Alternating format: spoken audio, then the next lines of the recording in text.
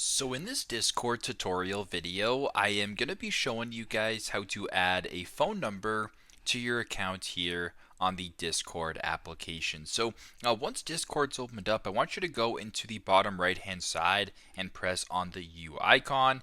Once you're here, I want you to go to the top right and press on the gear or the settings icon. Then once you're on this page, I want you to go down to where it says account and press on that. Then scroll down to where it says phone numbers. So if you were to go ahead and press on that, you can actually go ahead and add a phone number to your account. But yeah, super self-explanatory, super simple. This is how to add a phone number to your account here on the Discord application. Thanks again for watching, and I hope this video helps.